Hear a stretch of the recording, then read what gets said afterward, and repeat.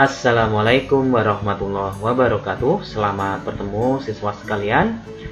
Hari ini kita akan mengadakan pembahasan soal ulangan yang kemarin. Langsung saja kita menuju ke soal pertama. Untuk soal pertama, pertanyaannya adalah disebut apakah gerakan pembaharuan di Eropa dalam berbagai bidang, baik politik, ekonomi, sosial, budaya, yang menjadi awal dari adanya kolonialisme dan imperialisme. Ya, jawabannya adalah yang Renaissance. Ya, jadi ingat, Renaissance itu ada sebuah gerakan untuk kembali ke masa peradaban Romawi dan Yunani. Ya, itu ada gerakan untuk kembali ke masa itu.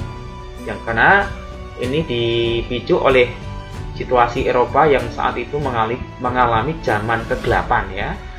Kenapa kegelapan? Karena saat itu ilmu pengetahuan, kemudian politik, ekonomi, sosial, budaya itu dikekang ya, tidak ada kebebasan gitu. Sehingga muncullah gerakan Renaissance. Baik. Nomor berikutnya ini terkait tentang imperialisme. Ya, tentang imperialisme. Kita lihat di soalnya. Bangsa Eropa banyak melakukan penguasaan daerah di luar wilayahnya. Salah satunya mengadakan penjelajahan samudera sebagai upaya untuk mendapatkan daerah jajahan sebanyak-banyaknya karena dapat meningkatkan prestis bangsa yang bersangkutan. Nah, hal ini disebut dengan tujuan. Nah, jadi dalam imperialisme itu ada imperialisme kuno dan modern. Kalau kuno itu ada 3G ya. Gold itu mencari kekayaan, glory itu kejayaan, terus gospel itu untuk tujuan penyebaran agama. Jadi, sesuai dengan soal jawabannya adalah mendapatkan kejayaan bangsa, yang C ya. Baik, sudah jelas. Kemudian, negara yang dianggap sebagai pelopor dari penjelajahan samudera adalah, ingat, ada 2 negara pelopor penjelajahan samudera, yaitu Portugis dan Spanyol. Ya, jadi dalam pilihan ini yang ada adalah Spanyol. Jadi jawabannya yang paling huruf E, gitu ya. Baik, nomor berikutnya. Siapakah tokoh yang dimaksud? Dia adalah orang dari Portugis, menguasai Malaka tahun 1511, pelopor kedatangan Portugis di Indonesia. Soalnya sangat jelas, jadi ini langsung menuju ke jawaban Alfonso de Albuquerque. Jadi dia adalah orang dari Portugis yang 1511 berhasil menguasai kota Malaka, ya, Malaka.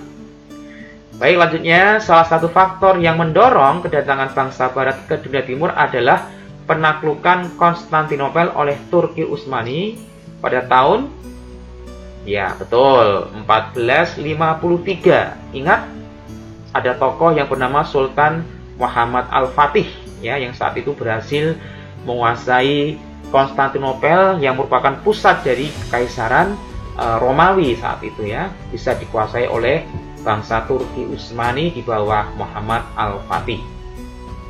Berikutnya, konflik antara Spanyol dan Portugis di Maluku akhirnya bisa diselesaikan dengan sebuah perjanjian pada 1529 yang disebut dengan Perjanjian Saragossa. Jadi Saragossa itu perjanjian antara Portugis dan Spanyol yang intinya itu ada 2 tentang pembagian wilayah, begitu ya. Pertama, nanti Spanyol dia mendapat wilayah negara atau wilayah Filipina yang sekarang. Kemudian untuk Portugis dia tetap berada di Maluku, yang nanti berhubungan dengan soal nomor berikutnya. Percampuran darah antara orang Spanyol dan penduduk asli Filipina menghasilkan orang-orang yang disebut dengan, ya jawabannya adalah orang-orang mestizos. Jadi itu campuran darah gitu ya, antara orang Spanyol dan penduduk asli Filipina. Berikutnya, siapakah nama Panglima Perang Kerajaan Aceh yang seorang perempuan yang dia berhasil membunuh Cornelius de Houtman ini ya. Orang dari Belanda, tokoh dari Belanda itu bisa dibunuh seorang wanita dari Aceh ya, seorang panglima perang, yaitu Laksamana Malahayati.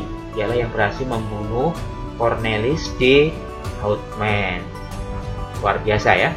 Kemudian Johan van Oldenbarneveldt mendirikan VOC sebagai akibat dari adanya, ya jawabannya adalah persaingan antar pedagang Belanda, yang kemudian memunculkan ide mendirikan VOC. Selain persaingan antar pedagang Belanda, VOC berdiri juga karena untuk menghadapi persaingan dengan kongsi dagang dari Inggris, yaitu East Indian Company ya.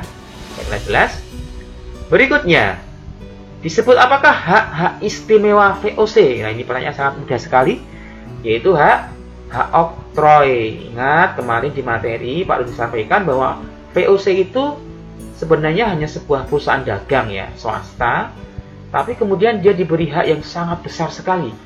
Bahkan ada yang mengatakan VOC itu seperti negara gitu ya, karena dia bisa mencetak uang, boleh memiliki angkatan perang sendiri, boleh mendirikan benteng, mengangkat pegawai, memberhentikan raja dan seterusnya, sehingga itu seperti sebuah negara. Nah, itu namanya hak oktroy. Berikutnya, kebijakan VOC menebang kelebihan jumlah tanaman agar produksinya tidak berlebihan disebut dengan kebijakan, ya betul, ekstirpasi.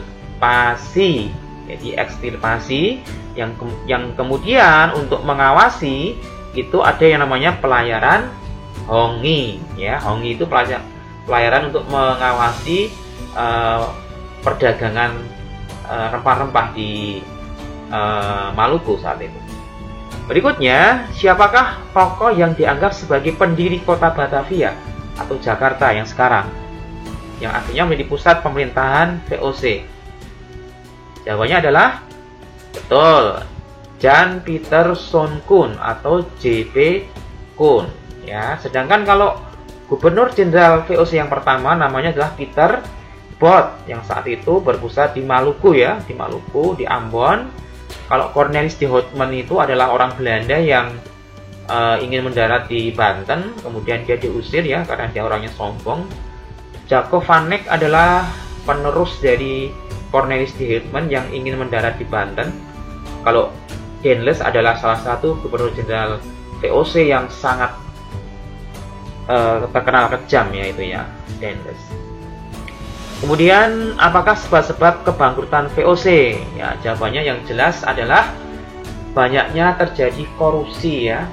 Kenapa korupsi? Karena saat itu VOC memiliki modal yang sangat besar sekali ya. Karena itu kumpulan dari ratusan pedagang Belanda membentuk VOC. Kemudian disebut apakah kewajiban bagi rakyat untuk membayar pajak berupa hasil bumi? Jawabannya adalah kontingenten. Tapi kalau penyerahan wajib berupa hasil bumi, ya itu namanya adalah leveransi. Kalau ekstirpasi tadi adalah penebangan tanaman yang melebihi jumlahnya. Kalau Preanger-Stelsel itu kebijakan penanaman tanaman perkebunan di Jawa Barat. Ada kopi, ada teh dan seterusnya gitu ya. Hongi sudah jelas ya, pelayaran untuk mengawasi perdagangan rempah-rempah. Kemudian nomor berikutnya, tugas utama Daendels di Hindia Belanda atau Indonesia adalah untuk mempertahankan Jawa dari serangan Inggris. Ingat, Daendels bertugas di Hindia Belanda itu atas nama Kekaisaran Prancis ya.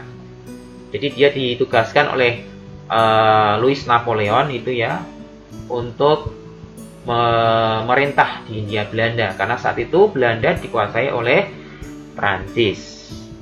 Berikutnya adalah tanaman utama pada Preanger-Stelsel. Ingat tadi sudah saya sampaikan. Jadi Preanger-Stelsel itu adalah penanaman tanaman perkebunan di Jawa Barat. Wajib gitu ya, kewajiban menanam tanaman perkebunan. Jadi jawabannya adalah tadi apa? ada kopi, ada teh, ya, dan seterusnya. Jadi jawabannya adalah kopi. Berikutnya, Gubernur Jenderal John William Johnson menyerah pada Inggris pada 1811 dalam perjanjian yang disebut Perjanjian Tuntang.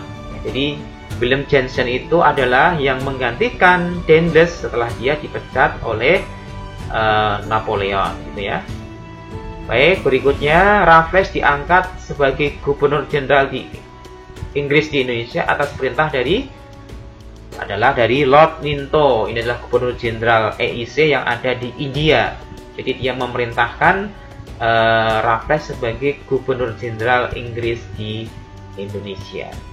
Berikutnya, kenapa sistem sewa tanah atau land rent itu mengalami kegagalan? Ya, jawabannya sangat jelas, yaitu adanya sistem feodalisme yang masih mengakar. Ya. Ingat saat itu di Jawa terutama itu para bangsawan itulah adalah para pejabat feodal. Karena selain mereka berkuasa, mereka juga memiliki tanah, ya, yang itu tidak perlu membayar pajak, ya.